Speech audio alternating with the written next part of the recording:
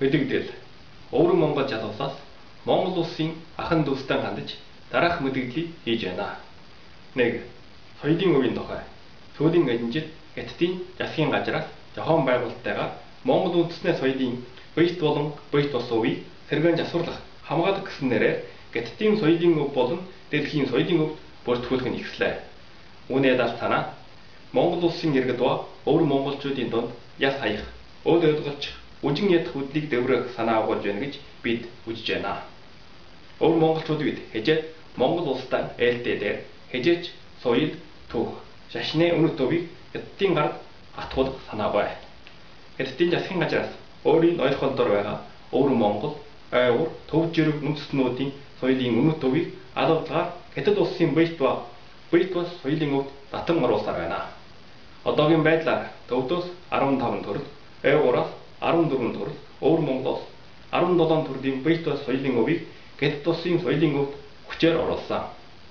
Өгөр улбаран олон улсын хэмжээнд Хятадууд нэгдсэн үндэсний байгууллагын бийт бус соёлын өвийн жагсаалт анх 2008 онд ойвороос мяган мурлагийг өвөр Монголоос уртын дух, 2009 онд төвдийн чамыг Хятад улсын нэрийн өмнөөс бүртгүүлж зогсоогой хамгийн элчгүүр санжуургай 2009 онд Монгол хүмээ өвөр монголчуудын нэрийг өмнөө барин Хятадын нэрийн доор нэгдсэн үндэсний байгууллагын бийт бус соёлын өвд бүртгүүлсэн байна.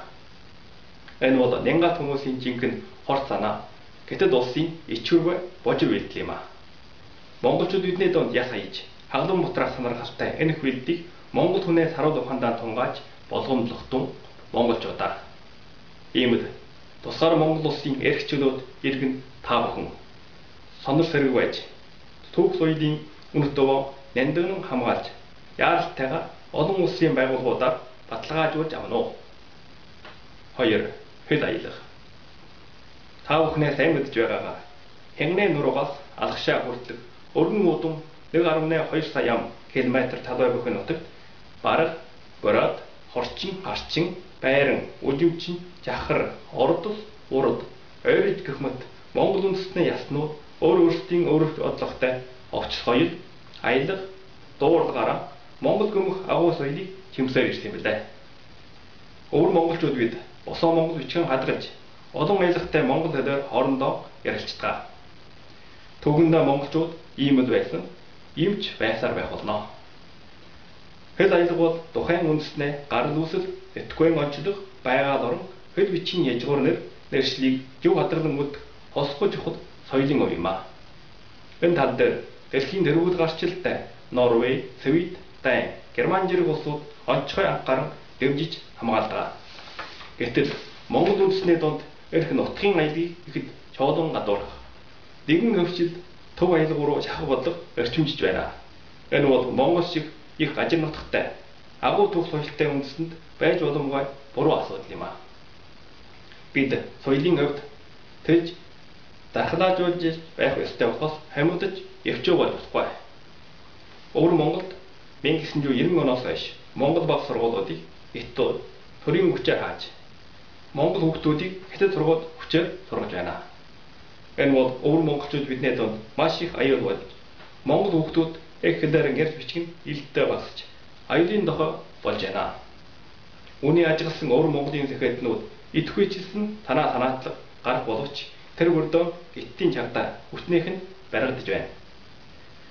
Энэ үнэн бол нөхдлийг Монгол улсын ахын дүүс ухаалгаар хүлээн авч уужуухад сэтгэж халуун сэтгэлээр бидэнд туслана.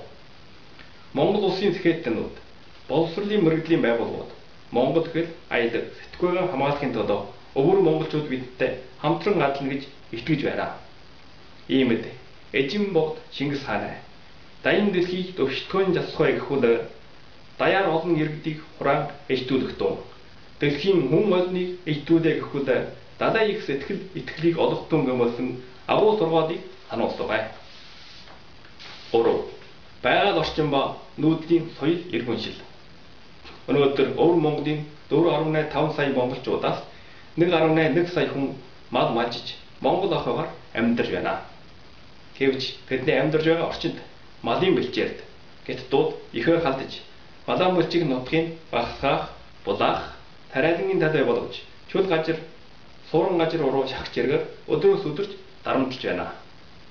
Хятадууд өөр Монголын гажир нутгийг бүрэн судалж дэлхийд нэр бүртгэгдсэн жуудч гараа нэр төрлийн ашигт малтамнаас жуугараа жилийнхэн байршил байрлал нөөцийг тогтоож богино хугацаанд ухаж дээрэмдэх гэж улаар шунаж байна.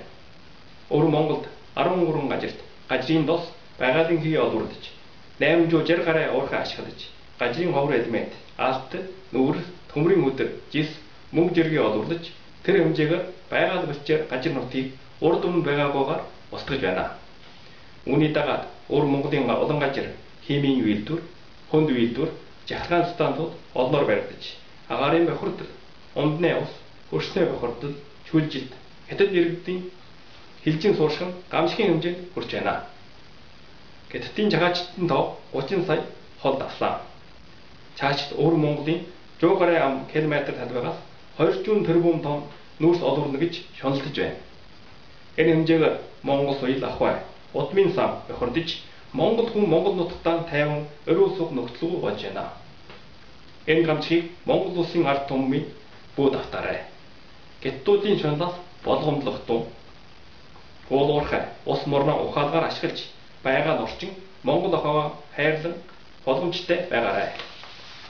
Өчигдрийн өвөр монголчуудын үтсэн туулсан жавлан өнөөдөр Монгол улсыг дайрж болохгүй. Монгол хүний гал холомт эргэл оршиж, Монгол хүний үлмээ тунгалаг ухаан сарвал тэрэг байх болтугай. Монгол улс нь нийт Монгол үндэсний эв нэгдэд эрх чөлөө тусгаар тогтол Монгол тусаараа далдан дуудаж, итгэл чөтгөлийг үжүүлэн гэрлэж, Монгол төнөө нэгтгэн нэгдүүлэх болтугай. 2013 оны 5 сарын 1